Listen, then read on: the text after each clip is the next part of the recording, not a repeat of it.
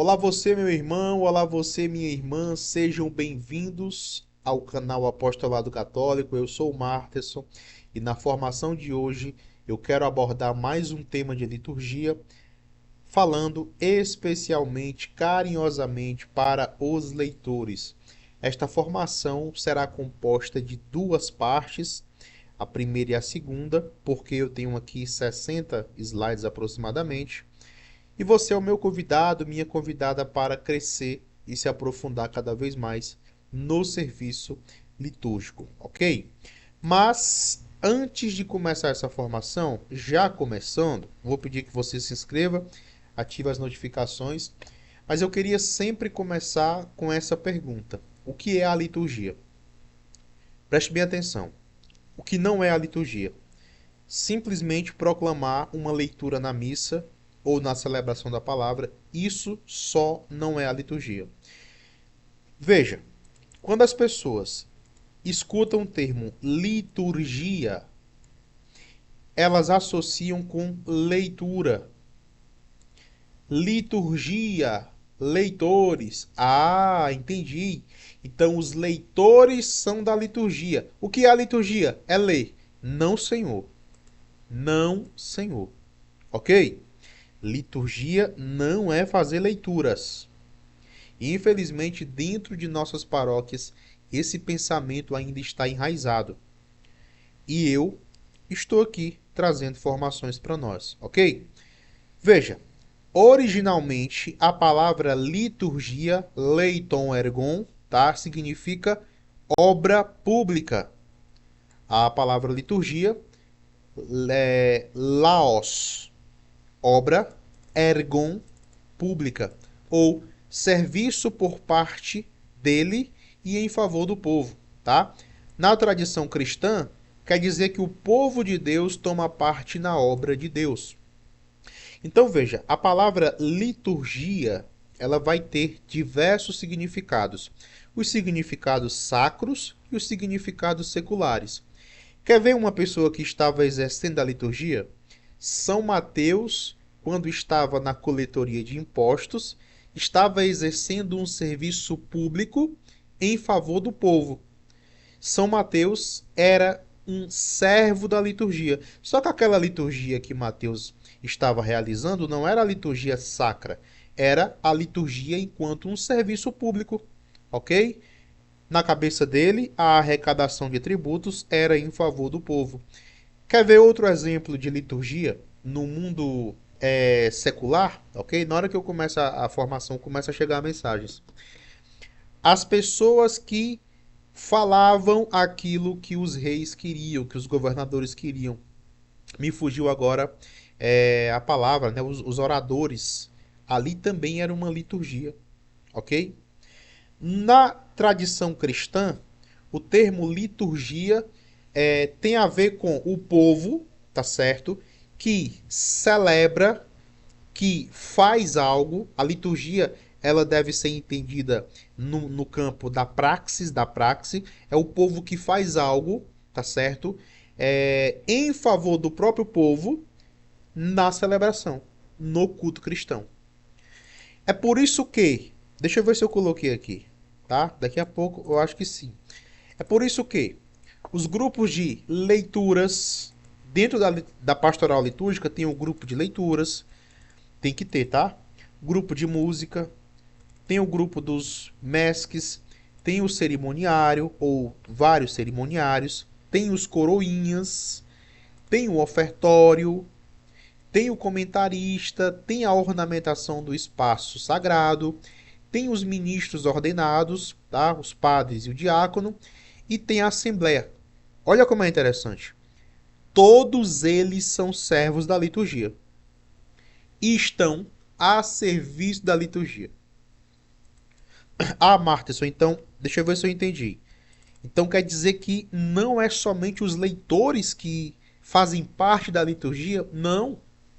Até aquela senhorinha que se senta lá no fundo da igreja, que fica caladinha rezando a missa, chega na igreja, dá boa noite, vai embora depois da bênção, não fala com ninguém. Aquela senhorinha é membro da liturgia. Ela vive, ela celebra a liturgia. Ah, mas ela não está a serviço. Ok, ela não está a serviço, mas ela faz parte da Assembleia. E a Assembleia tem uma participação ativa, ou deveria ter uma participação ativa, frutuosa e consciente desta liturgia. O comentarista, a acolhida, o ofertório, todos são membros, são servos da liturgia. Todos fazem parte, todos participam de alguma maneira. Ok? Então, é um serviço público feito pelo povo, em favor do povo, no culto divino. Observação: na Santa Missa, nós não celebramos a missa para nós. Nós celebramos a missa para Deus. Ok? A missa é um culto teocêntrico e não antropocêntrico. A missa não é feita para o ser humano. Ok? A missa é feita para Deus, para a glória de Deus. Senão a gente não cantaria o Glória. A gente cantaria o Feliz Aniversário para nós, né? Ou então qualquer outra música colocando o ser humano no centro. Nós participamos ou vivenciamos a liturgia? Essa é a pergunta que eu faço para você. Veja, preste bem atenção. A liturgia é obra, é ação, é algo a se fazer. Ela está na dimensão da prática e não da teoria. Ok? Agora, não é porque a liturgia está na dimensão da prática que a gente vai querer fazer demais, inventar coisas. Não. Prática porque a própria igreja nos diz o que fazer. O que o coral tem que fazer, o que os leitores têm que fazer, a acolhida e ofertório, o comentarista, os ministros, ok? Quando eu falo os ministros, ou quando o missal romano e os livros litúrgicos falam os ministros, são os sacerdotes e as pessoas que vão servir no presbitério. Não estou falando dos ministros extraordinários da Sagrada Eucaristia. Ok? Veja, as diversas menções sobre liturgia têm a ver com praticar um serviço. Olha aí o que está marcado. Ó. Nós não lemos nem cantamos na liturgia. Nós lemos, nós cantamos a liturgia.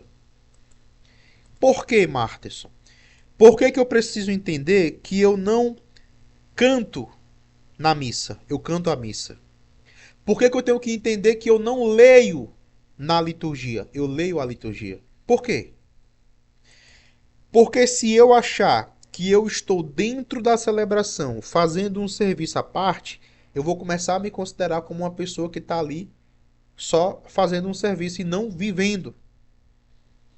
Tudo que nós fazemos dentro da celebração, com o nosso corpo, quando a gente louva, quando a gente canta, quando a gente levanta as mãos, quando a gente baixa a cabeça, quando a gente ajoelha, quando a gente fala, tudo isso é prática. Nós estamos vivendo. Ok? E o que é a pastoral litúrgica? A pastoral litúrgica é a ação de preparar a comunidade para bem celebrar os momentos litúrgicos na vida da comunidade. Para isso, é necessário acontecer a mistagogia. E aqui eu faço a distinção entre pastoral litúrgica e grupo de celebração, equipe de celebração. Qual a diferença? As equipes de celebração são aquelas pessoas que vão para determinada celebração servir. Eles vão ler, eles vão cantar, eles vão servir no presbitério, vão distribuir a Sagrada Comunhão, vão estar na acolhida, ofertório e preces. E a pastoral litúrgica? A pastoral litúrgica é um grupo de pessoas, e não deve ser uma pessoa só, é um grupo de pessoas que vão planejar a vida litúrgica da comunidade ou da paróquia. Esse planejamento, obviamente, não pode ser totalmente inventado e, ao mesmo tempo, não pode ser totalmente só normativo, ok? Os livros litúrgicos dizem o que nós temos que fazer, de modo que nós iremos fazer só o que estão neles, e precisamos enquanto pastoral, preparar a vida litúrgica da comunidade. Só que eu não vou falar sobre isso agora. Eu quero falar aqui com os leitores. Veja, na missa existem duas mesas: a mesa da Eucaristia e a mesa da palavra. A mesa da palavra nos prepara para a mesa da Eucaristia. Perceba que Jesus primeiro prepara o povo com a sua palavra e só depois ele entrega a Eucaristia. Ok? De modo que não tem como ser ao contrário. Primeiro precisa ter o querigma. Primeiro tem o ensino, que nós temos isso na palavra. E depois vem o que? A Eucaristia. Tá certo? Nós temos a mesa da palavra e a mesa da Eucaristia. Já vou começar com as dicas, tá? Veja, nós estamos aqui vendo o altar do corpo e do sangue, e aqui nós estamos vendo o altar da palavra. Aqui, nesse meio, nós não estamos vendo nada com os nossos olhos físicos, porque misticamente é como se fosse uma mesa só. A mesa da palavra é a extensão da mesa da Eucaristia. É por isso que nós não passamos aqui no meio, ó. Ah, Marterson, o padre passa. É, claro que o padre passa. O padre e o diácono, eles têm essa liberdade de passarem aqui no meio. Ok? O padre, por ser o sacerdote em persona Christi, e o diácono, por teologicamente ser considerado o homem da palavra. Ok?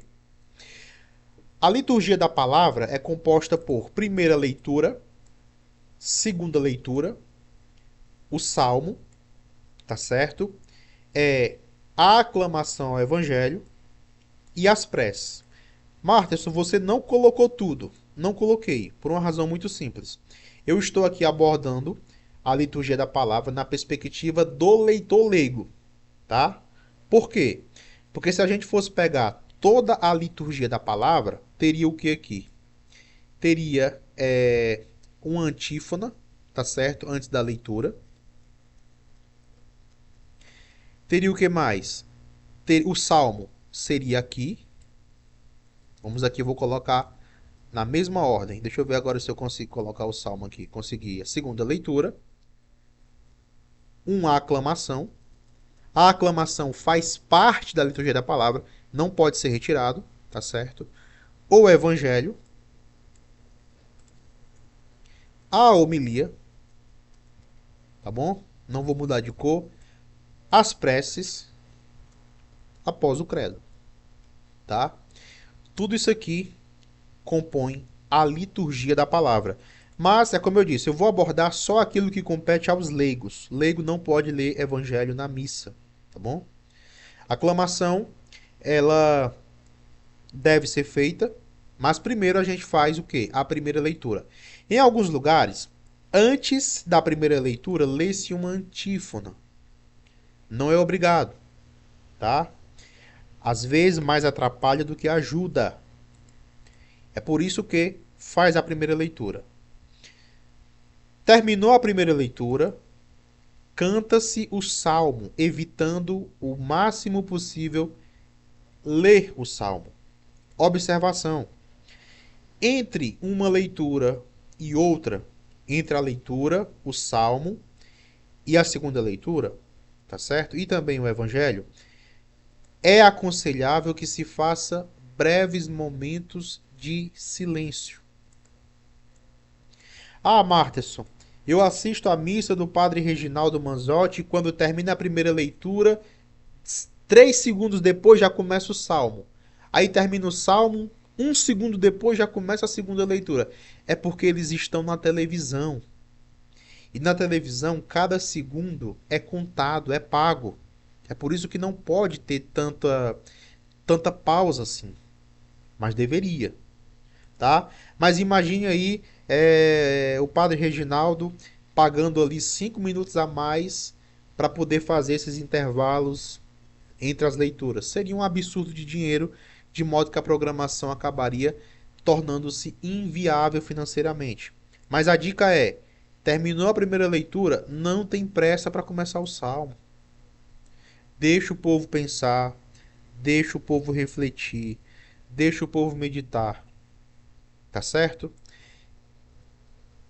Canta-se o salmo, de preferência cantado, evitando ao máximo possível ler. Por quê? Porque o salmo, ele não deve ser cantado só na liturgia da palavra. O salmo, ele foi escrito para ser cantado, tá? Até mesmo nas nossas leituras diárias da Sagrada Escritura, deveríamos meditar os salmos cantando. O salmo não foi escrito para ser lido. Tudo bem?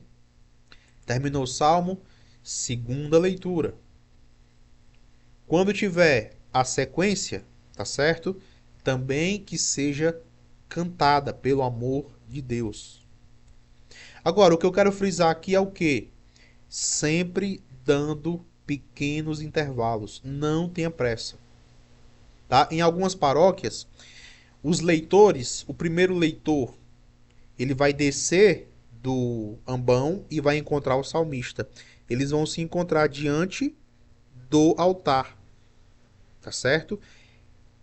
Essa deslocação, esse deslocamento, ele pode ser breve, não precisa de pressa. Ah, mas se entre uma leitura e o salmo, entre o salmo e a segunda leitura, o povo vai ficar disperso. É porque o povo ainda não se acostumou. O povo se acostumou com a liturgia corrida. Tudo é questão de costume. Tá certo? Depois eu vou voltar em outro momento para abordar esse assunto. Ok? Terminou o evangelho, a homilia, o credo, tá? Aqui começa uma dica. Tá tudo bem? Grupos de música, rezem junto com o padre. O padre vai puxar o credo. Creio em Deus Pai Todo-Poderoso. Grupo de música, rezem também. Em especial, o grupo de música, eles podem intercalar com o padre e com o povo. O padre puxa, creio em Deus Pai Todo-Poderoso, Criador do céu e da terra. O ministério de música já pode continuar. E em Jesus Cristo, seu único Filho, nosso Senhor. E o povo, que foi concebido pelo poder do Espírito Santo. É necessário que exista essa intercalação, tá certo? Entre sacerdote, ministério e povo. Nenhum dos três devem fazer tudo sozinhos.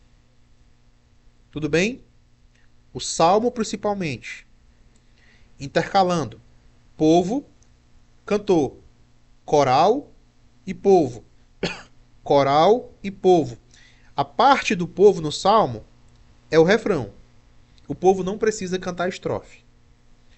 Evitem papeizinhos, jornaizinhos. Ah, vamos aqui imprimir o salmo e entregar para o povo. O povo não precisa disso. A palavra de Deus tem que entrar nos corações pelo ouvido, tá? O povo com papelzinho vai dispersar-se. Tudo bem? Perceba que só esse slide aqui tem muita coisa para a gente falar. Mas vamos continuar? Eu acho que essa formação vai ser dividida em umas 4 partes. Mas é isso, eu não estou com pressa. Você tá? Pois se você tá, vai ficar para a próxima formação. Porque eu vou parando por aqui, porque eu já estou cansado. E é isso. Fique com Deus e com Nossa Senhora. Se inscreva no canal e até a próxima. Beleza? Veja, tem muita coisa legal aqui, viu? Que eu preparei para você. Abraço.